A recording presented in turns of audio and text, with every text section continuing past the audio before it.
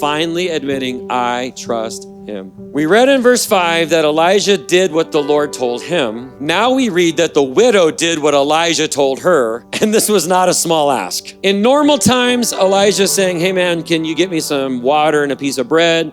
Would have been the customary normal thing. However, these were not normal times. These were desperate times, and Elijah was asking her for everything she had. And against her maternal instinct to look after her son first, the woman is asked to give Elijah, do what you said, but just give me the first serving. This was a big ask, and for her to do this was a huge step of faith. We read that this widow invokes the name as surely as the capital L-O-R-D.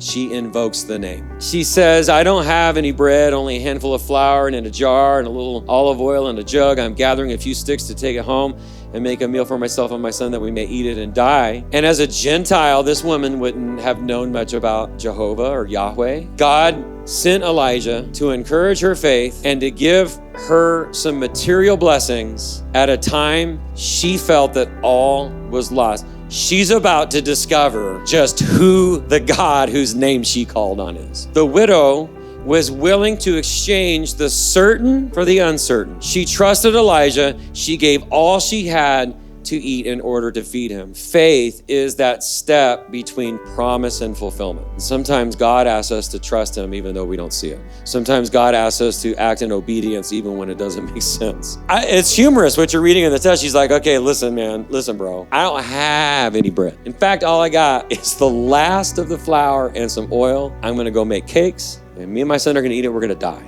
You want me to give it to you?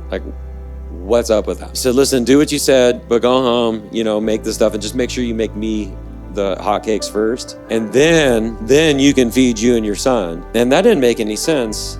And she did it anyway. And sometimes, you know what? It's when we're in our time of most desperation, but we're willing to take a step of faith. Sometimes God has to bring us to that place of desperation where we say, fine, okay, God, I'll do what you told me. Look what James 2 and verse 26 says. As the body without the spirit is dead, so faith without deeds, the King James says works, is dead. If you truly trust in God, it will result in how you live your life.